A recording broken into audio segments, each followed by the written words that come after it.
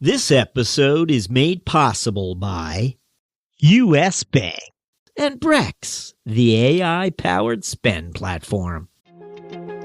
Welcome to Controllers Classified, the podcast where we take a deep dive into the dynamic world of controllers, accountants, and finance leaders, and hear how their ever-evolving roles are redefining accounting and the future of business. And now, here's your host, Erik Zhou. Welcome to Controllers Classified. I'm Erik Zhou, the Chief Accounting Officer at Brex, and today I'm honored to welcome Jeff Arensman, the Controller at Bloomerang. Jeff was the first finance hire at Bloomerang, so we wanted to break down his approach to building the function from the ground up. We'll also touch upon preparing for an acquisition from both the buy and sell side with its experience from previous employers. We have a lot to cover, so let's get to it. Jeff, how did you get started in the field? Well, I was in college, and to be honest with you, I didn't know exactly what I wanted to do. I loved numbers and I loved business. And so I went to Indiana University, and they have one of the best business schools in the country. And so, that was just kind of my path. I thought, well, I'm going to go give this a try. And actually, my accounting class at IU, my first one was my first exposure to accounting at all, was a A100 level class. And I loved it. I did well. And from there, I just kept going. And again, just kept getting more interested in the business world. Obviously, accounting is a big part of the total business curriculum there, but it really keyed on that and made that my specialty. Also did finance there, took some really cool classes, investment banking and that sort of thing. But still, accounting was what I did best and I enjoyed the most. And then, as you graduate and you get out into the field, accounting is just a small piece of the overall part of the business. And I think as I grew in my career and just not thinking everything debits and credits, but how everything affects the business as a whole, it's really set me up well for my career. And, I get questions from people relatively young in their career and what can I do to, propel myself forward and things like that. And I give them the same feedback. And that's, don't think of things transactionally. Always think of the big picture. How does what you're doing here, you may only have a little piece of the puzzle right now, right? But how does it affect and make the whole puzzle come together? That's important. And if you can understand that, the sky's the limit. You can do whatever you want. Accounting is so important. It's a basic building block of the whole business function. I want to talk a little bit about your early stage of career. So you went to Indiana University, you got your degree. I think you went straight into industry to do accounting work. You didn't, me and a lot of the folks that I came up with, I went to a Big Four, but other folks that I now work with, they went through some accounting firm, et cetera. That's kind of like a good training ground. The perception is that if you go straight to industry, sometimes you're not getting the broader experience that you might want out of school. But I'd love to hear it straight from you, like what it was like. Yeah, sure. Actually, my first job out of college, I don't talk about it a whole lot, but was in the federal government. And I worked there for 1 year. Great experience. But I knew within a month of starting there, this wasn't going to be for me. I went to business school to learn how to make money, not spend money. Okay. So I stayed with the federal government for a year. And then I moved to Chicago and I got a job at a software company. And that's what I call my first real job, right? But I don't think I could have been put and gone into a better place to start my career. When I started at Infor, was the software company I started at, we were about a $700 million business. And I stayed there for 8 years. And when I left, we were 2.5 billion. Wow. And so it was just acquisition after acquisition. And how I learned best is just kind of being thrown into the deep end of the pool and trying to swim.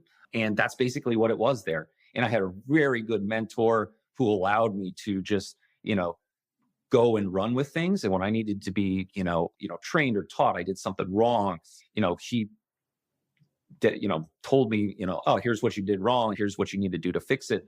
But he really let me do things on my own. And I really learned things well that way, system wise. And, that's how I kind of got started. And through M&A, we were really humming along, especially after, the Great Recession, things were very cheap. And so we bought a ton of companies. Probably there was a point in time we were buying like one a quarter. And so, buying all these companies so quickly, there's no slowing down. So you just got to keep going.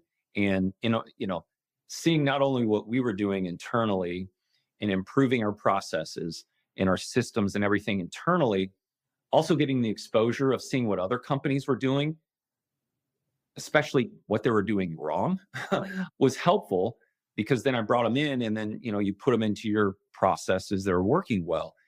And I think, having that experience, 10 years ago or whatever it may be, helps me now, because I've seen companies that are not set up well internally. And so it's given me, okay, here's what doesn't work well, and here's how I'm going to do it differently. And that's what's helped me really build out, the finance functions at different companies, is that like I've had so much exposure to see what isn't working, that like I know what does work. And so it's setting that up. And then again, like now we go buy a company, I understand what they're doing, in diligence, I'll see how they're doing it, what the processes are, things like that. But the whole time I'm thinking, here's how we're going to do it when we bring it in here, because this is the proper way to handle it. So it's that experience, very early junior in my career, and having that experience is what's able to give me the knowledge to do what we're doing here at Bloomerang today. I'm hearing two things. I'm hearing a very entrepreneurial attitude, actually. So even though you were working at a pretty established company, you kind of dove in head first, and you would sounds like you would just work on different accounting processes, and your manager or mentor would let you just figure it out, Jeff, and let me know if you have any questions. And that takes a certain character. I think for a lot of people coming out of school, sometimes it's not that's not always the best kind of environment for them to thrive. But for you and the right person, it's certainly a great place to learn a lot and thrive. And then the second thing I heard from you was, what's interesting is, going to an accounting firm like I did, I got a lot of exposure to a lot of different companies, but that's because those were all my engagements. I would do different audits throughout the year and also rotate across the engagements throughout my career. So I also had the experience. You were buying companies every quarter, looking at their accounting processes, and you were kind of also getting that experience. So that's really interesting. Absolutely. And, that's how, I pay it forward. And as I now hire, I'm looking for people who have the same mindset and thought process as I do. And especially being at a private equity backed, high growth SaaS company, you have to have it. We don't sit still here, right? You're either getting better, you're worse, you're never staying the same. So we're always getting better here. And so, I'm finding the same type of person who has that growth mindset, who has that, roll up your sleeves, dive into things. That's what I look for, because when I do bring them in, that's how I train them as well, right? Is giving them things and having them struggle through it. And again, it seems to have worked. Now, it does take the right person, as you've said.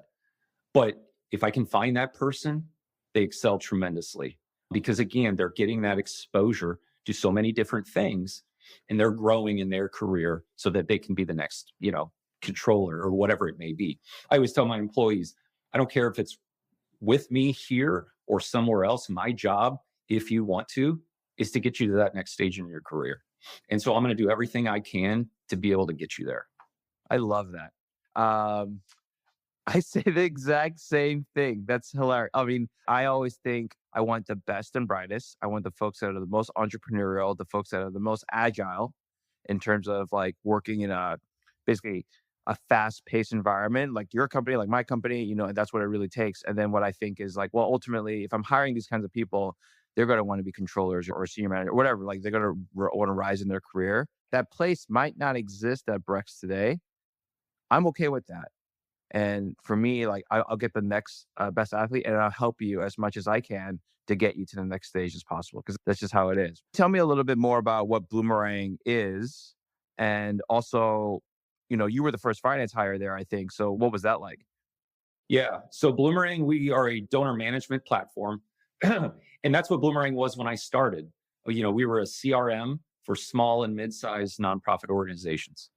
It'll be almost 4 years, actually, next month that I've been here.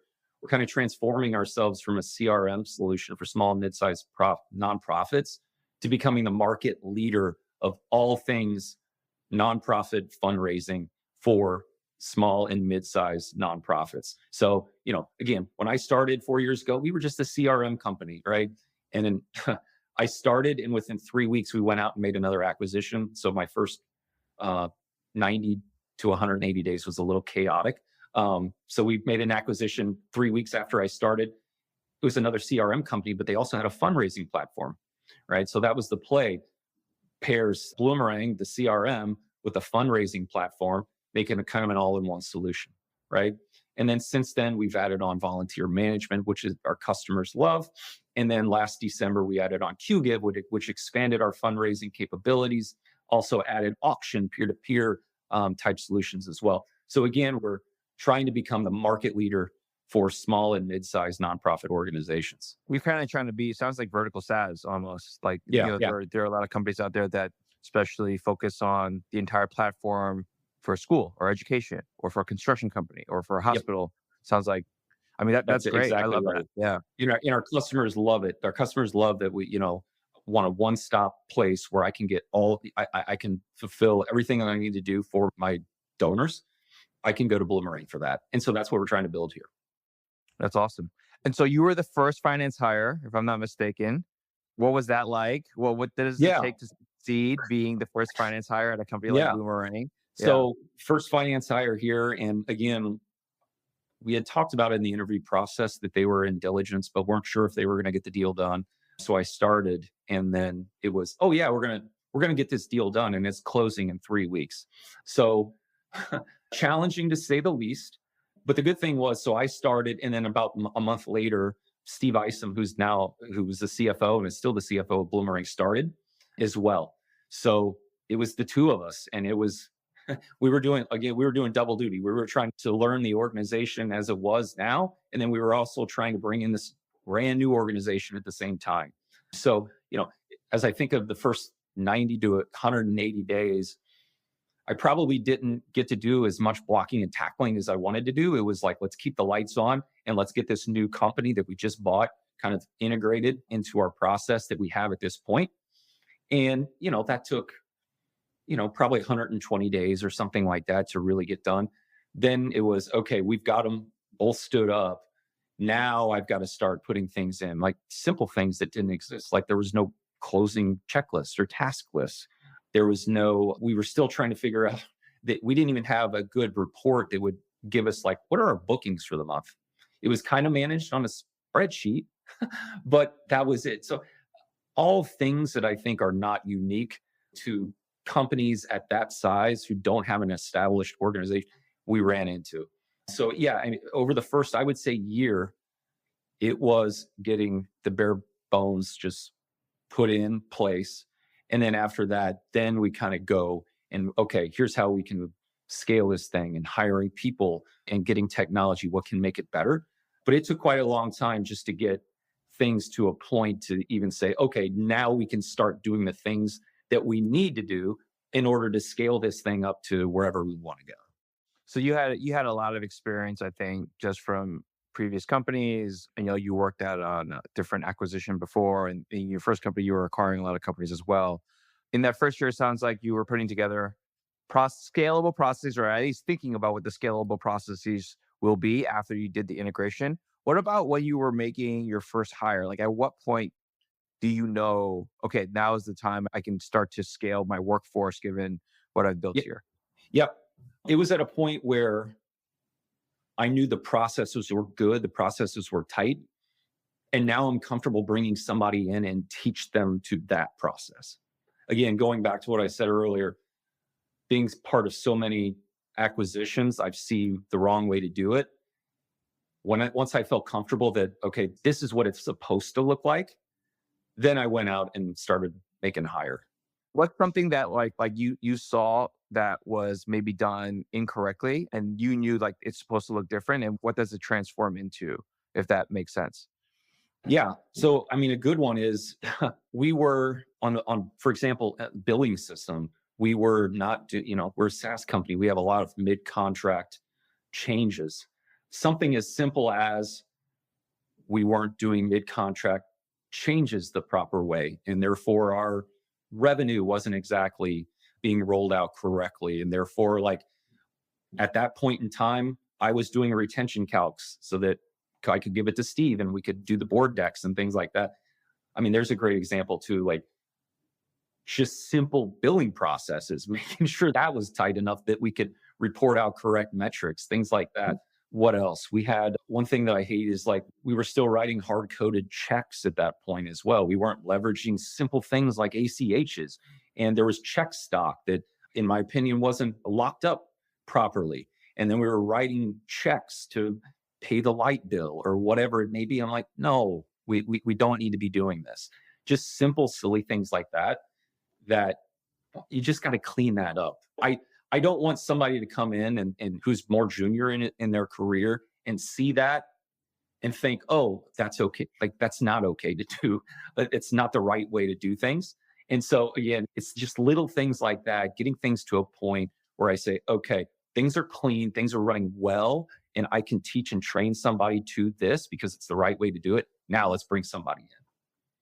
One of the things that and getting resources is always a negotiation, even when you're within the finance team itself. In fact, you might want to be the role model, so to speak, for the rest of the company, right? So you hold yourself to a higher standard in terms of trying to do more with less.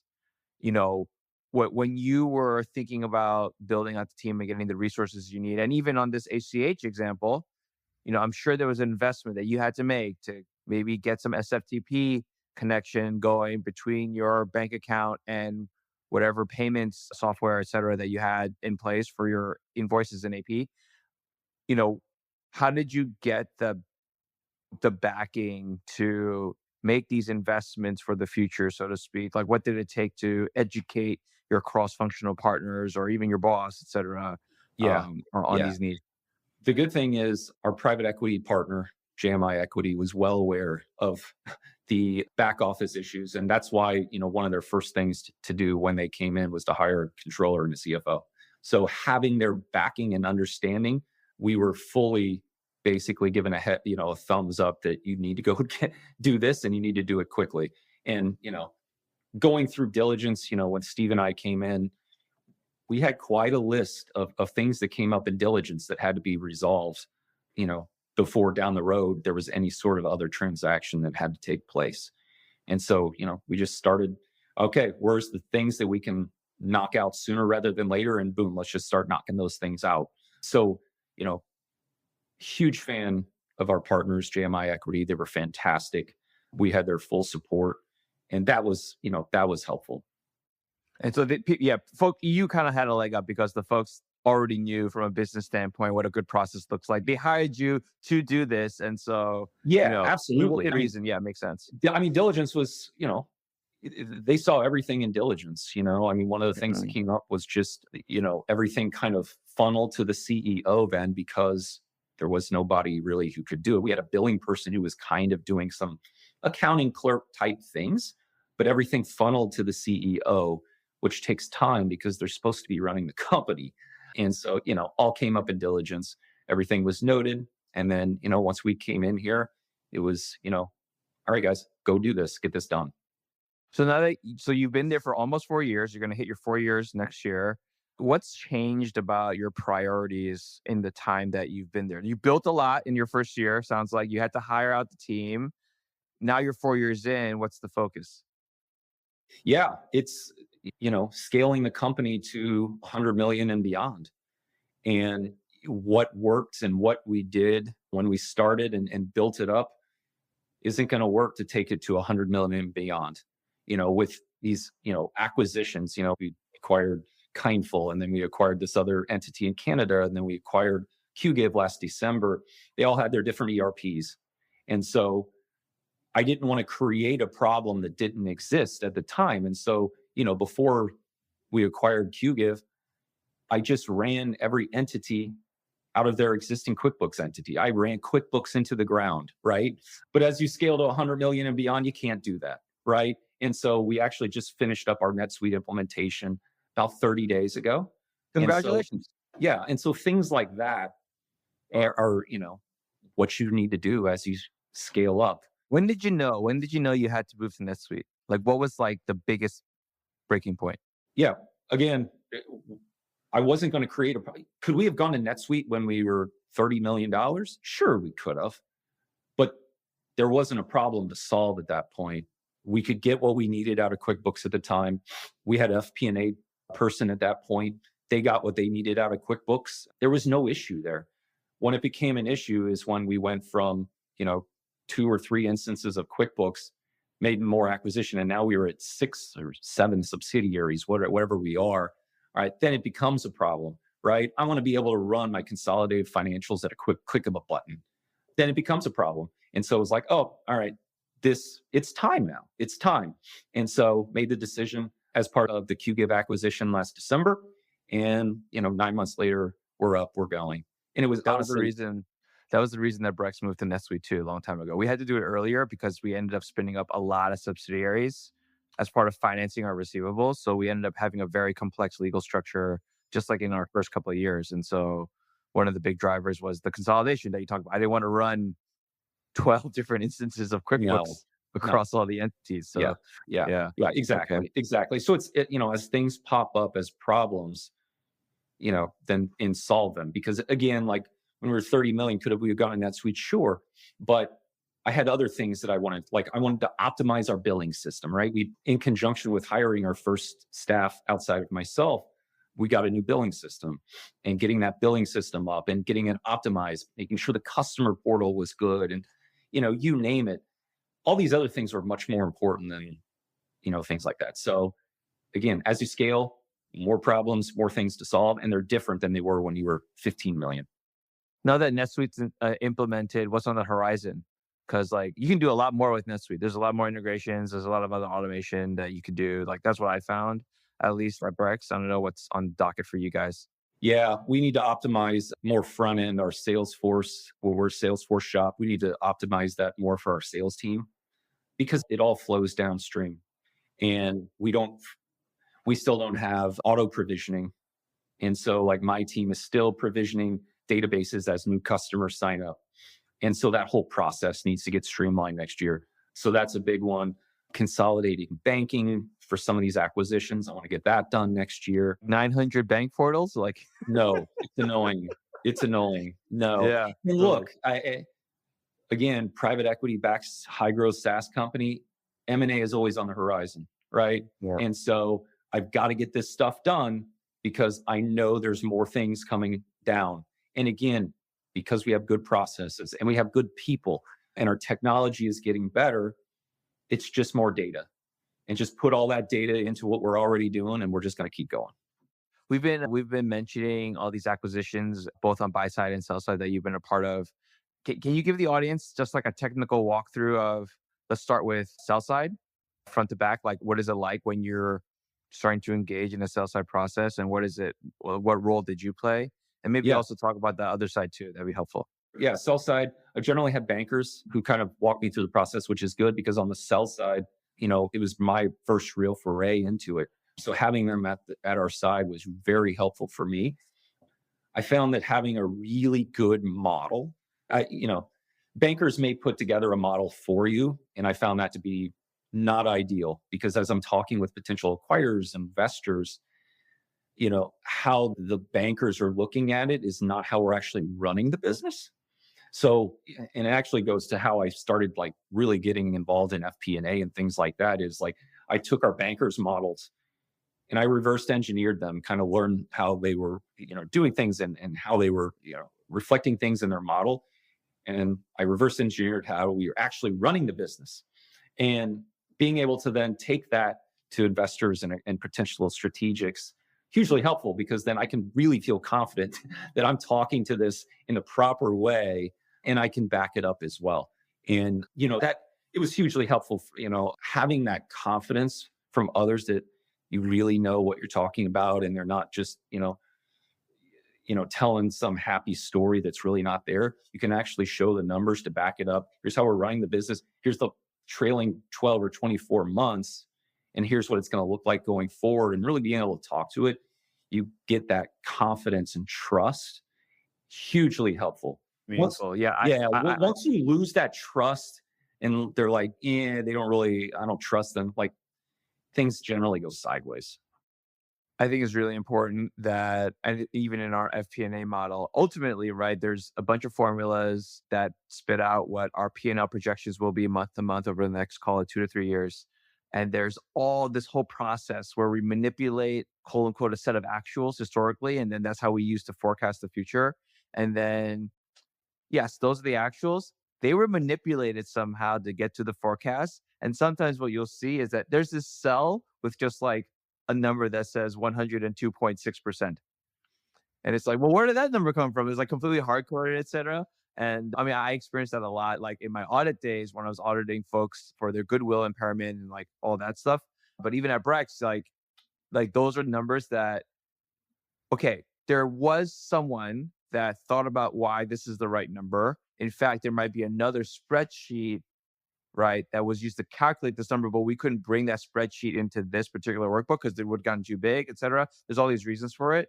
But when I found out, like, oh, this is the reason why it's 102.6%, this is how we quantified these qualitative aspects of how we run our business, right? In my head, I could visualize that, okay, if I had these inputs in terms of like the go-to-market motion or this kind of productivity from our sales team, et cetera, then you get to this number that, yeah, it gives me definitely an air of confidence when I talk to other people about the business too. And then I think that just naturally carries over, like you're saying. Right? 100%. 100%. Yeah. Once they lose trust or, get a little unsure of what you've provided, things go sideways. So you got to be able to generate that trust and confidence. What about, so now that you've described the business to potential investors or buyers, et cetera, once you get, so there's a term sheet process, you get that, that gets executed. What's next? Like, what's the rest of the process to kind of consummate the deal? Well, then the hard stuff comes in, which is diligence. Although, that's when they really get into the weeds. But again, going back to being part of so many processes on the buy side, I generally know what they want to see and how they want to see it. And so really putting together great deliverables, that's the next step and getting through there. And again, if you run things tightly, it generally is like a check the box exercise. Could they, especially in the startup stage, are there things that they find that could be issues? Sure. A lot like sales tax is a hot button item these days, right? I mean, if you're a $5-10 million company, it probably, cash is an issue. It probably doesn't make sense to, do a sales tax study and, remediate sales tax exposure. It doesn't make sense. So things will be found and brought up. But again, if you're putting deliverables together correctly and you're talking to them and generating that confidence, diligence is pretty easy. And then, putting purchase price agreement together and, going through all your, legal documents and things like that, which take a lot of time. But again, in the end, it's so much fun. It's totally worth it. Tell me a little bit on the other side then. So when you were doing the buy side diligence on a potential acquisition target, did you ever get to a point where like the accounting or like the books and records due diligence kind of blocked the deal, or like there was some issue that like blocked the deal? I have not. Generally, we get a push through. We had one where I was concerned at some things. So we put aside some escrow to cover that, some extra escrow to cover it. And my suspicions were true, and we ended up tapping the whole escrow. But, that's why, I try to, as much as possible, get into what they're doing during diligence. I want to know how they do it and why.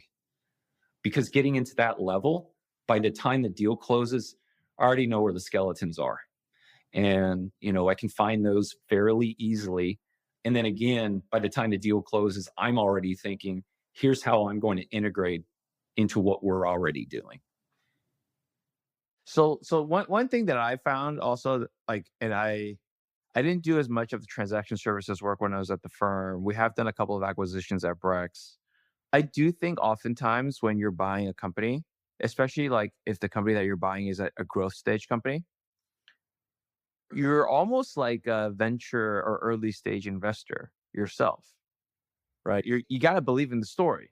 You got to believe in the qualitatives, and the qualitatives sometimes are very difficult to build projections for, like 4 years out. Like that's what you're really buying. It's the hope that like it'll turn into that, I don't know about unicorn, but just like a much better ROI than just what the numbers may suggest.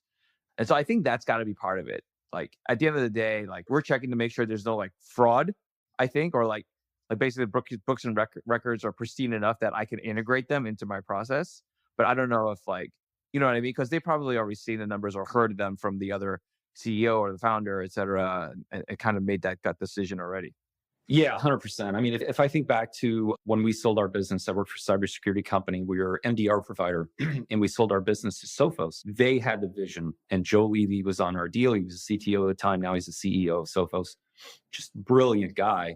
And that's exactly what he had. He had the vision of what we were doing, putting into their existing, their heavily, if not all channel, putting our service into their channel.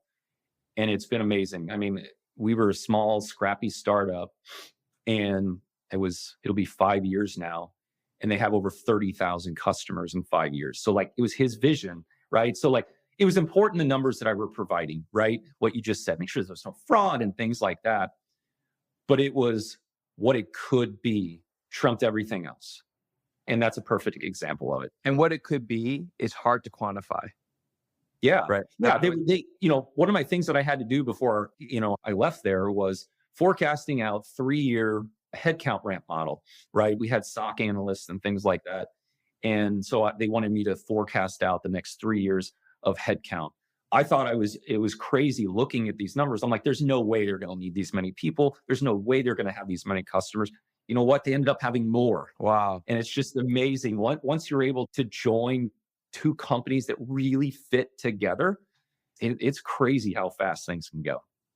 Maybe just one more question while we're on the acquisition topic. But okay, so now that you've done the acquisition, and whether you're on the sell side or the buy side, right? Like, and I know you have more buy side experience, but what does that post day one, or that day one post acquisition process look like? What are the things that you're focusing on to ensure kind of a smooth integration, et cetera? First thing I want to do is I want to get standardization of like chart of accounts, something as simple as that. So that going back to having 3 instances of QuickBooks or whatever it may be, when we consolidate everything downstream, it's easy to do, right? So one of the first things I always do with acquisitions is let's get the chart of accounts standardized so that we can do apples to apples here and report. And that's because you're also not going to migrate all the data day one. So you have to have a key to move it over and consolidate. It makes sense. Yeah, that is correct. Exactly. Yeah. So I want to do that on day one, right? And then it's,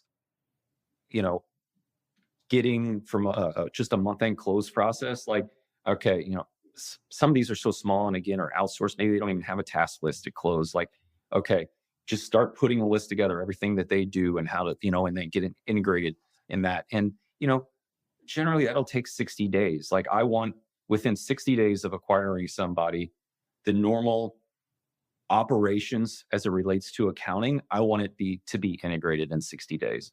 Are you on site with those folks? Like, and I know maybe some of your experience was during the pandemic, so maybe that wasn't possible, but are you going on site and No, not generally, not necessary. Yeah. Again, I've seen so many at this point now that I tend to be able to figure things out, and my staff is really good at that as well. And so, no, generally we just do it, remote and get into things. So you said 60 days. 60 days means like probably 2 month ends or so. So in that 2 first month ends, one, yeah. And we have to do it because generally networking capital is due in 90 days, right? And so you're, as part of the networking capital, making sure you got all your adjustments in and everything like that. While you're doing that, you can also optimize your close process at the same time. Makes sense. So one thing that we always end our shows on, we have a segment called Finance Leaders Are Fun Too. And you've kind of been around a lot of different industries, a lot of different acquisitions. I'm sure there's some stories, but we'd love to just hear from you, like the funniest accounting debacle. The debacles are my favorite, personally. Okay. I also like accounting jokes as well. So I don't know if you have any to share. Probably one of the most debacles that I came across was I was earlier in my career and there were expenses that were coming through by somebody at the C level that just didn't feel right. And he was a remote employee at the time and he was flying back and forth to the office. So there was some, grocery store expenses and things like that to be expected, but something just didn't feel right.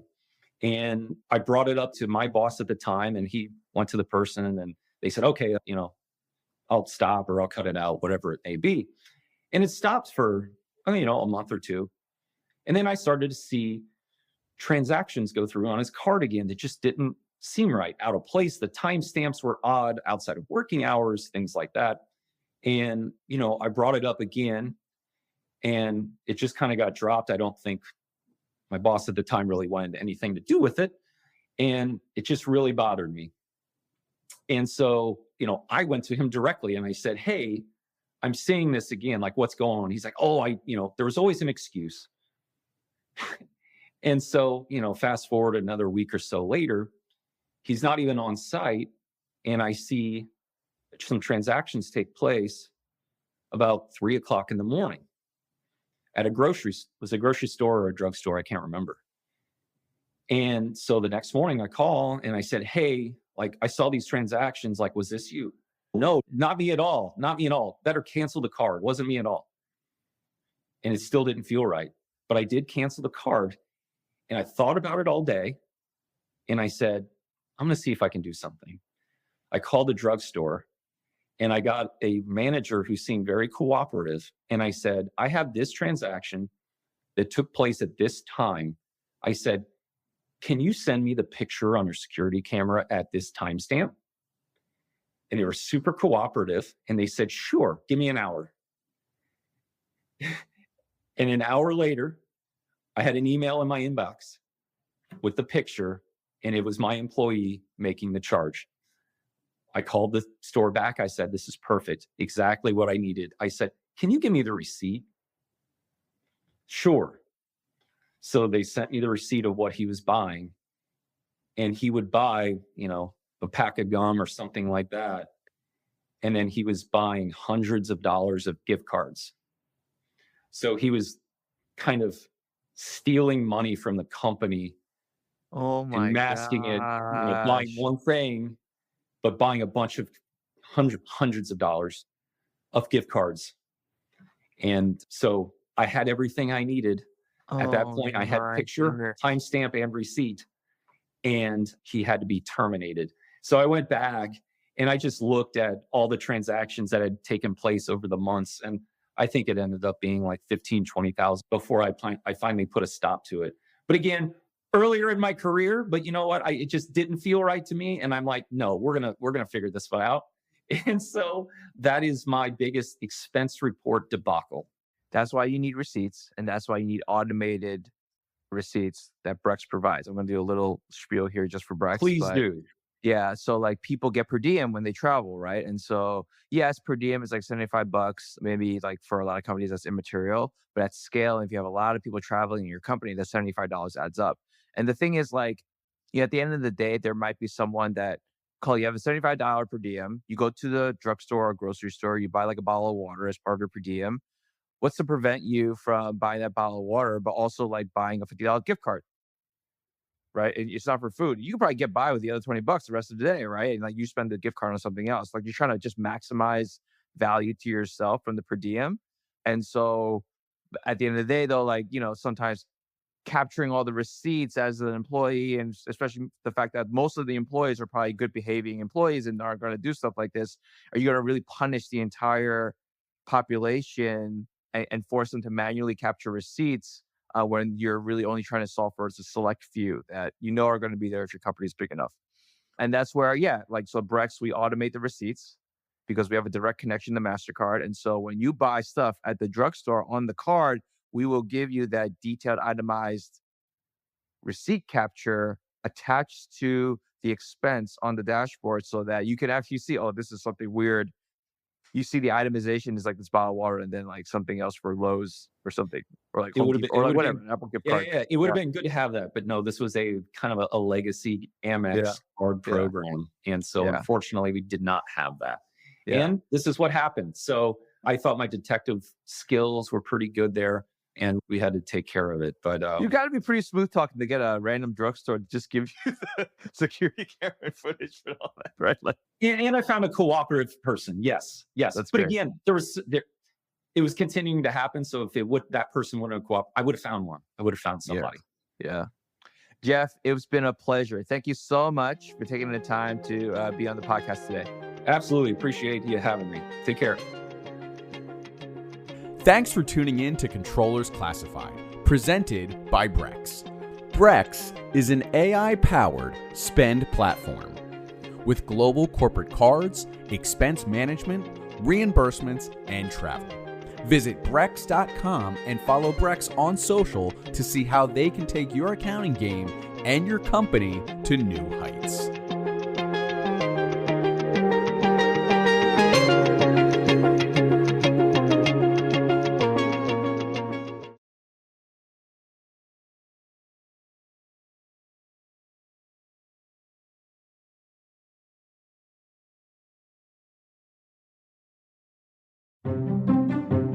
Hello, everyone. Jack here. Hope you've been enjoying our recent episodes of CFO Thought Leader. Please know that I don't take for granted this opportunity to serve you. Your time is valuable, and of course, so is the time of our CFO guests. I'll admit to you on certain weeks, I will pinch myself and say, hey, I get to do this for a living. I speak to all these impressive leaders. Undoubtedly, there are more aggressive interviewers out there, some who leave no stone unturned. But our swim lane is for finance leaders only. And those finance leaders have a unique style of leadership, one that is rooted in the burden of trust. In light of this, finance leaders must take great care not to forfeit this trust as they step into the role of being a more expressive leader. And that is what CFO Thought Leader is really about. That's why I try to remind myself week in, week out, how fortunate I am. Still, I need your help. Tell us what we're doing right. Tell us what we're doing wrong. Email me your comments at jack@cfothoughtleader.com. And please visit cfothoughtleader.com. You'll find a listener survey right on the nav bar. As always, thank you for listening.